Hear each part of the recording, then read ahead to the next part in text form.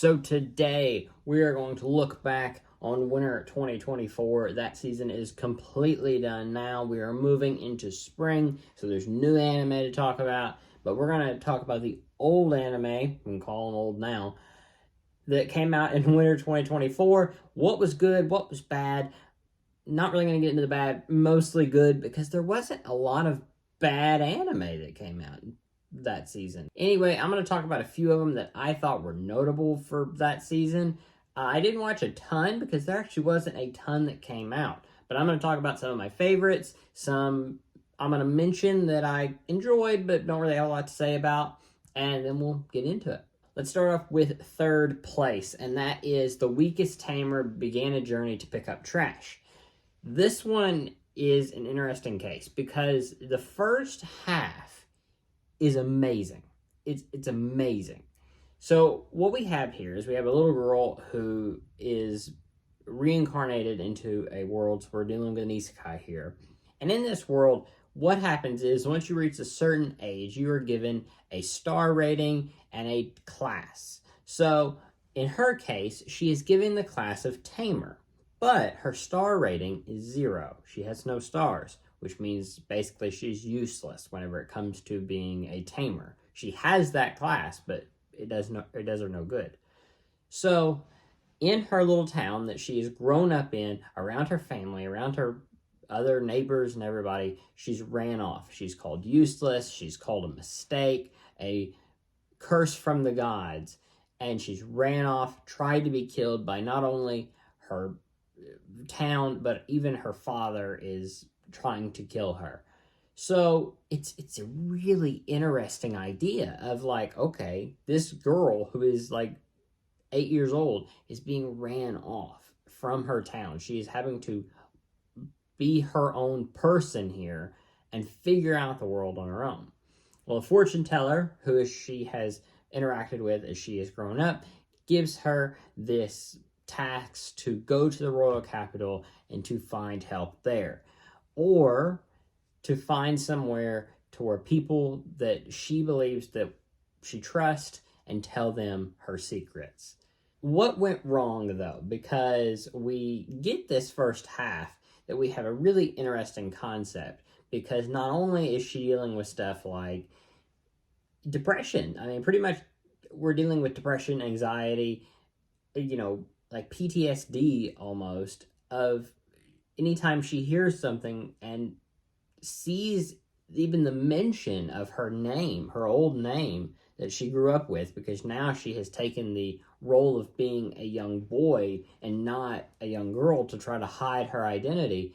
Anytime there's an inkling that she might be found out, she panics and is like, I have to get out of town. Even though she knows probably deep down that if she was to trust these people, they would believe her and would not do the things that her original town did. She can't do it. She's dealing with those struggles. But as the series goes on, what it becomes that she is now giving these ideas. It doesn't outright say it, but pretty much it's saying, hey, she's got secrets that she might be something far more powerful than anyone in this world. I get that for an isekai, it works. Like you were saying, okay, she's got more to her, so actually she's going to be super powerful at the end. This takes away from the anime, in my opinion. Now, there is some things that I think worked here, and that is for the case of the slime that she befriends. This slime is later revealed that it is so weak that a star 1 tamer would be too powerful to tame it. That only she could do that. I like that. I think that's like this interesting concept that it takes something, you have to be gentle with things, and she's so useless that she has found something she's good at. I like that. But I also don't like the idea that this slime is insanely powerful. Like, it's the best slime in the world.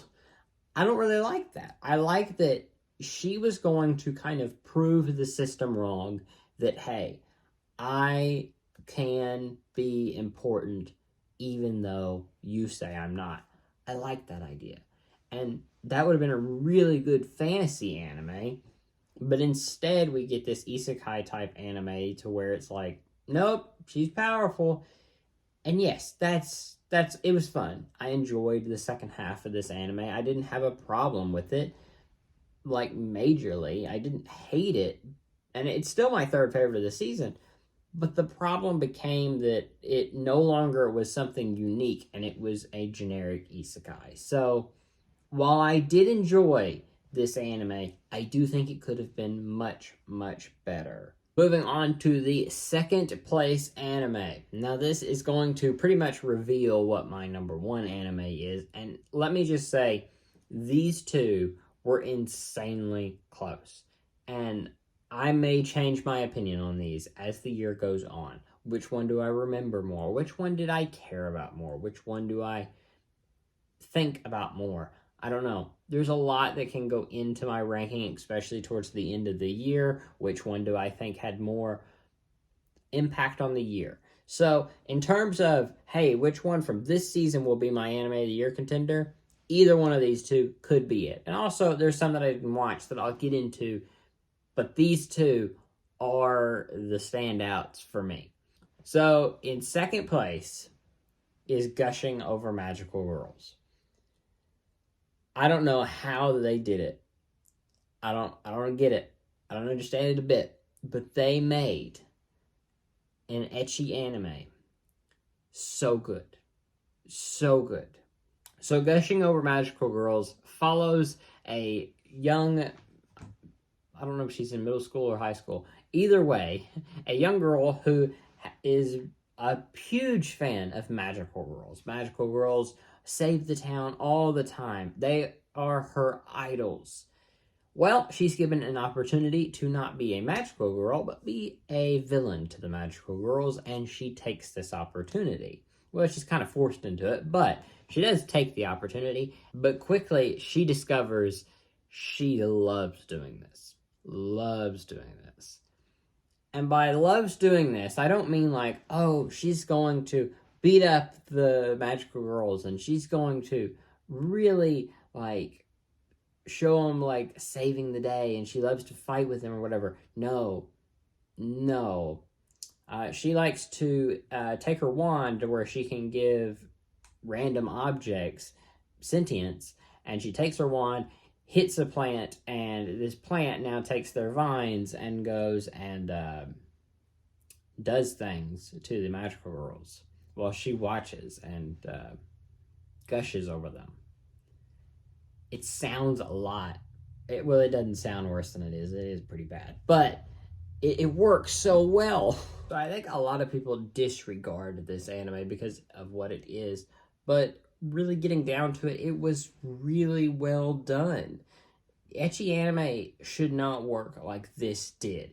If we look back at last year with the dog anime, it was ecchi. It had all the scenes that you want out of an ecchi anime, but it didn't have any meat. It was just toppings. It was just condiments. It is nothing interesting beyond those ecchi scenes. With Gushing Over Magical Girls, we get so much more.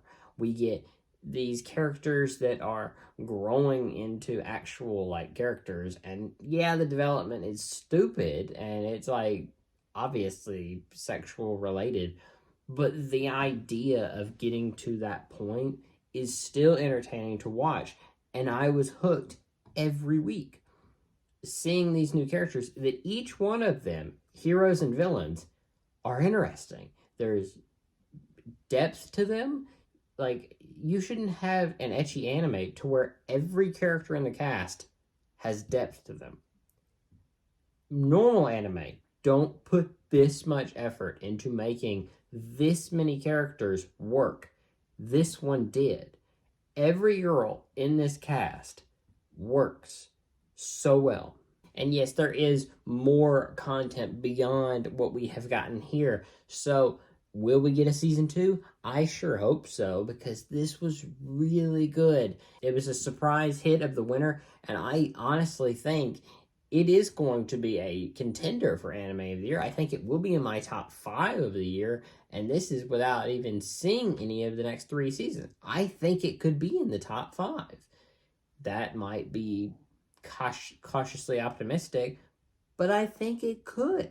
And finally, no real surprise with this one. Number 1, The Dangers in My Heart, Season 2.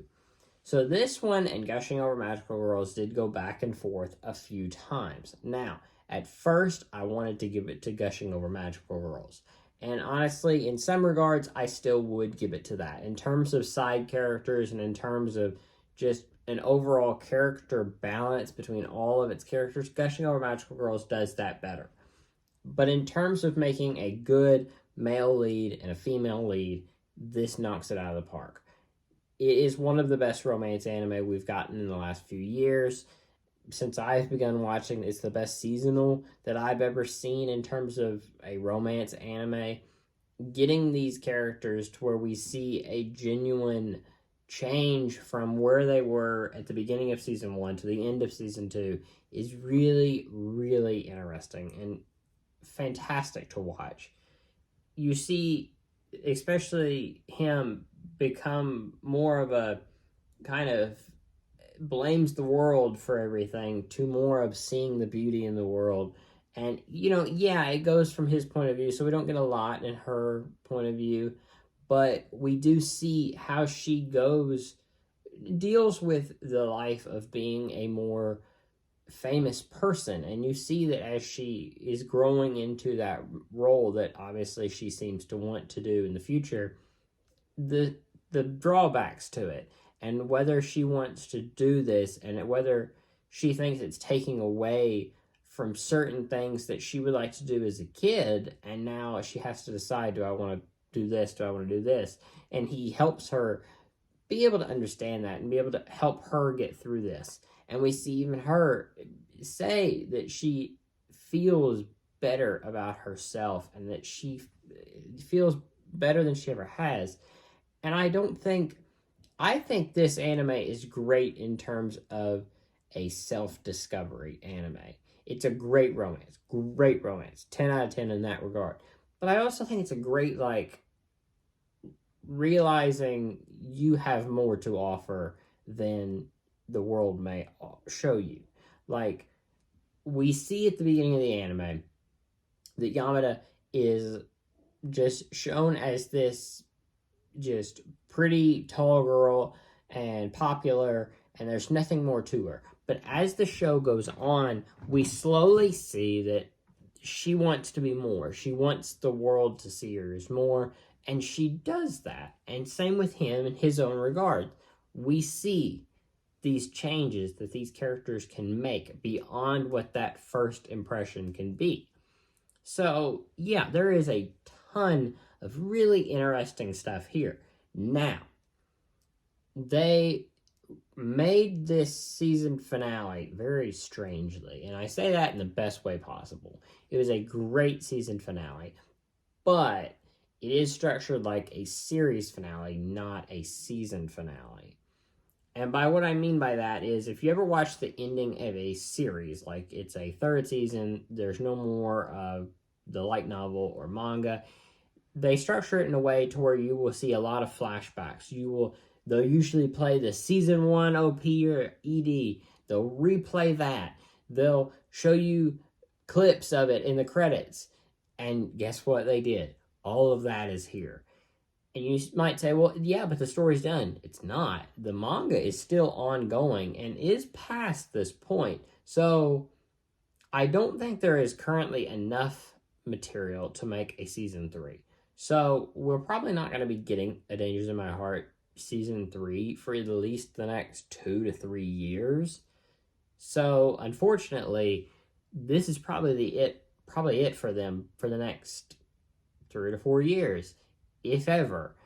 And I will say, I love that for one reason. There's so many anime that I watch that will anticipate getting a second season or anticipate getting a third season, and they never do. There is so many that I could name. We could be here all day. And none of them bookend their story to where they say, hey, this is the end of this story. We might be back someday, but if not, thanks for coming along. They did this. And honestly, that is the reason it is my favorite anime of this season. So, that is my 3 favorite anime of this season.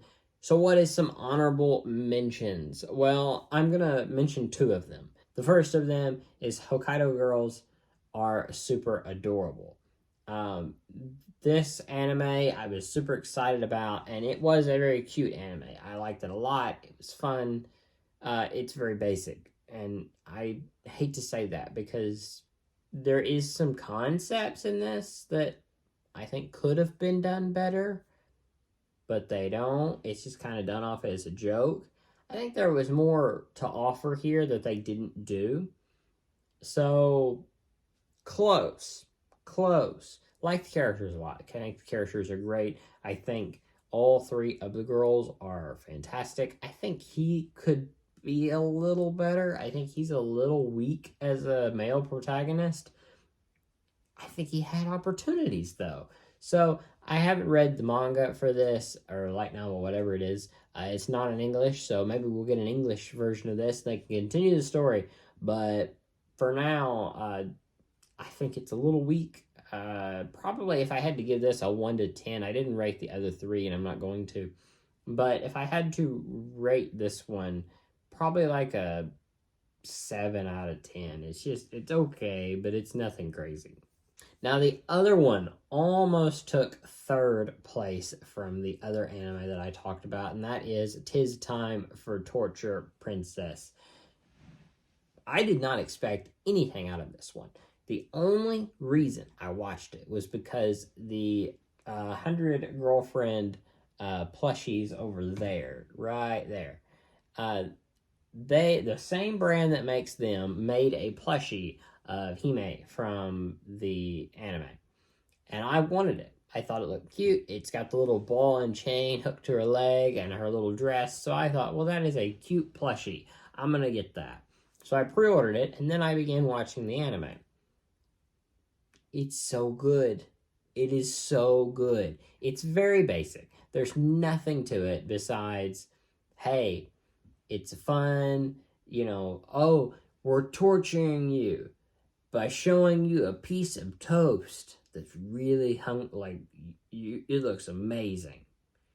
And then it's 5 minutes of watching them look at toast, which doesn't seem interesting, but it does. It is. It's so good. It just worked for some reason. All the characters in this, yeah, they're basic, but they're just so entertaining. I loved watching this. This was like a weekly pleasure anime that I had for the past month. So if you haven't watched this, go watch it. So much fun. Had a great time watching this one. I know they have announced a season 2 for this one. None of the other ones that I mentioned today have gotten a season 2 announcement. This got a season 2 announcement. So I am stoked that we're getting more of this. I could do like 5 seasons of this and not be upset. That'll about do it for this season review thing. I'm going to do these every season leading up to the finale where we do the whole year in review. But I thought this season was decent. There wasn't a whole lot, and obviously I didn't watch Frieren, the one that everybody talks about. I have not watched that yet. I wanted to binge it whenever it was all over because so many people have been recommending it to me. I just avoided spoilers altogether, and now I have everything's out, so I'm going to go back and watch it, and then I will talk about that at the end of the year because I don't think I'll catch up with reviews to that point. But if you want more anime reviews, go check out my anime review playlist. You can find that in the channel if you go click on the link below and subscribe for more. We're going to have reviews of tons of anime coming. I'm going to work my way from my first anime all the way to the end. So we have a lot to go through and a lot of interesting anime that you may have not have heard about before. That is my goal, to introduce you to anime you may have not ever heard about, but you may enjoy. I will see you guys next time. The next video will be a really fun one. But anyway, until then, don't forget to like and subscribe. It really helps me out, lets me know that you enjoy this. And until then, see you guys next time. Bye.